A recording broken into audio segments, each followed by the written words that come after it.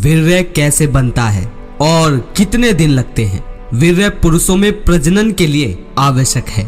इसके बिना संतान की उत्पत्ति संभव नहीं है। लेकिन अब सवाल ये है कि आखिर वीर्य बनता कैसे है, इसके बनने की प्रक्रिया क्या है। तो इस सवाल के जवाब में ये कहा जा सकता है कि वीर्य पुरुषों के अंडकोश और अंग के मार्ग में मौजूद प्रोस्टेट, सेमाइनल वेसिकल और यूरेथल नामक ग्रंथियों में से निकलने वाले रसों से निर्मित होता है। वीर्य में तकरीबन 60% सेमाइनल वेसिकल, 30% प्रोस्टेट ग्रंथि का रिसाव और केवल 10% अंडकोश में बने शुक्राणु यानी वीर्य की मौजूदगी होती है। ये शुक्राणु इसी वीर्य में तैरते रहते हैं। पुरुष जननांग के नीचे लटकने वाले अंडकोश यानी शुक्राशय में शुक्राणु निर्मित होते हैं। इसका कारण ये है कि शुक्राणु बनने के लिए शरीर से कुछ कम तापमान की आवश्यकता होती है। तभी तो देखा है ना आपने कि जैसे ही गर्मियां आती हैं तो आपके अंडकोश क्यों लटक जाते हैं। कुछ भाई इस अंडकोश के लटकने से ही घबरा जाते हैं कि ये क्या हो रहा है। ये सभी के साथ नॉर्मल होता है क्योंकि गर्मियों में बाहर का तापमान ज्यादा होता है और हमारे अंडकोश को शुक्राणुओं को बचाने के लिए अंडकोश हमारे नीचे शरीर से हटने की कोशिश करते हैं ताकि शरीर का तापमान शुक्राणुओं पर ना पड़े। और जैसे ही सर्दी आती है तो आपने देखा होगा कि सिकुड़ जाते हैं, फिर गोल मटोल हो जाते हैं, वो शरीर से जुड़ जाते हैं क्योंकि बाहर का तापमान सर्दियों में ठंडा होता है, ज्यादा होता है और अंडकोश को तापमान बनाए रखने के लिए हमारे शरीर से तापमान चाहिए होता है, इसीलिए तापमान के लिए वो सिकुड़ जाते हैं। अब तक आपने ये समझ तो लिया होगा कि शुक्राणु कैसे बनते हैं। अब समझते हैं कि किशोर अवस्था तक शुक्राशय में शुक्राणु का निर्माण शुरू नहीं होता।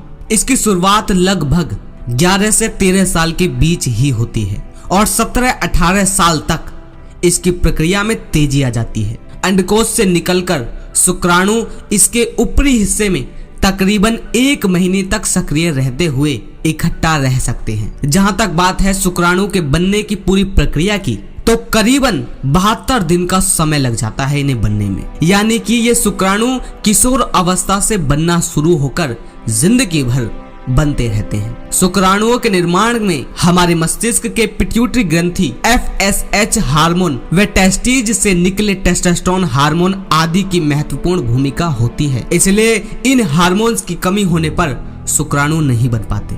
शुक्राणुओं के बनने की प्रक्रिया।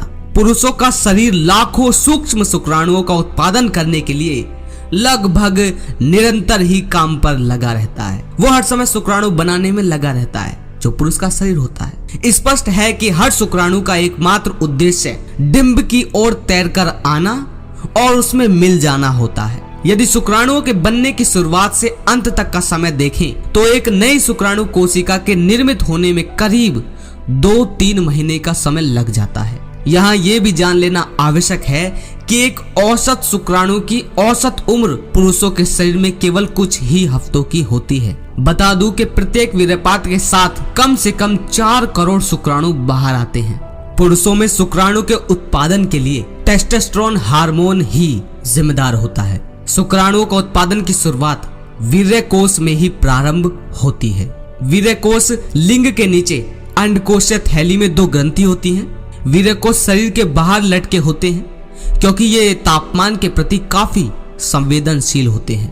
कुशलता पूर्वक स्वस्थ शुक्राणु के उत्पादन के लिए इनका 34 डिग्री सेल्सियस के तापमान में रहना जरूरी होता है। यह शरीर के सामान्य तापमान से करीब 4 डिग्री अधिक ठंडे होते हैं। इसीलिए आप का भी ध्यान देना इन पर कि आपके शरीर का तापमान और आपके अंडकोश का तापमान दोनों में काफी अंतर होगा। आपके अंडकोश हमेशा ठंडे रहेंगे। इसीलिए मैंने काफी वीडियो में भी कहा है कि जिसको अंडकोश से संबंधित और वीर्य से संबंधित समस्या है वो अपने अंडकोश को कभी भी ज्यादा तापमान ना आने दें। ज्यादा टाइट अंडरवियर पहनोगे तो शरीर के तापमान से जुड़ेंगे, ज्यादा कसी हुई चीजें पहनोगे तो ऐसा ही होगा, और ज्यादा तापमान वाले माहौल में रहोगे तो फिर वीर्य की प्रॉब्लम होगी। आगे बढ़ते हैं। शुक्राणु के निर्माण हो जाने के बाद यह दोनों वीर्य कोशों के अधिवृषण में इकट्ठा हो जाता है। आपको बता दें कि अधिवृषण एक 6 मीटर लंबी लच्छेदार नलिका होती है। वीर्य के निकलने से ठीक पहले शुक्राणु ऊपर की तरफ आकर वीर्य में मिल जाते हैं। जी हाँ, वीर्य सीधे सीधे नहीं बनता, वीर्य में शुक्राणु मिलते हैं तब वीर्य पूरा होता है।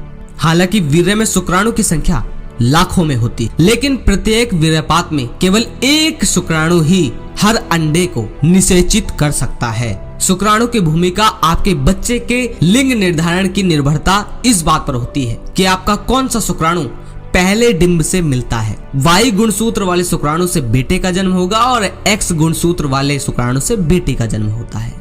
ऐसे बहुत से मिथ प्रचलित हैं जो बताते हैं कि बेटा या बेटी पाने के लिए क्या करें, तो ऐसा नहीं है। वीडियो खत्म होने वाली है तो चलता चलता आपको ये भी बता दूं कि वीर्य को स्वस्थ कैसे रखोगे, और जो बहुत ज्यादा मायने रखती है चीजें वो मैं पॉइंट बता रहा हूँ और वो पहले भी बता आया हूँ, पर आप ध्यान से सुन लो जिन्होंने नहीं सुनी। अभी इस वीडियो में मैंने बताया कि टेस्टोस्टेरोन वीर्य के उत्पादन के लिए सबसे ज्यादा जिम्मेदार होता है ना, लेकिन क्या आप जानते हो टेस्टोस्टेरोन को बढ़ाएं कैसे? खाना आप हर तरह का खा रहे हो सकता है, लेकिन टेस्टोस्टेरोन बढ़ क्यों नहीं रहे जानते हो? वो है सूर्य की रोशनी की वजह से। हम धूप के संपर्क में बहुत कम आते हैं। एक रिसर्च में यह पता चला है कि जो पुरुष धूप में सूरज के संपर्क में ज्यादा रहते हैं उनके अंदर टेस्टोस्टेरोन की कमी नहीं होती और वीर्य की गुणवत्ता बेहतर होती है। ये एक छोटी सी बात अपना लो, आप देखोगे कि आपको स्ट्रेस कम होने लगा है और आपके अंदर एनर्जी आने लगी है।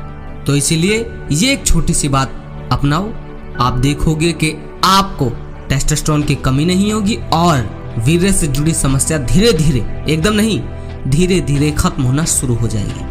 और अगर वीर्य से संबंधित और जानना चाहते हो तो ये वीडियो देखो, अगर वीर्य की भरपाई करना चाहते हो तो ये सारी वीडियो चेक करो, जिसको जरूरत है वो जरूर देखो। तो उम्मीद है इस वीडियो से आप जान पाए होंगे कि वीर्य की उत्पत्ति कैसे होती है, वीर्य कैसे काम करता है और कैसे अंडकोश में वीर्य बनते हैं। मिलता हूँ किसी और काम की वीडियो के साथ। धन्यवाद।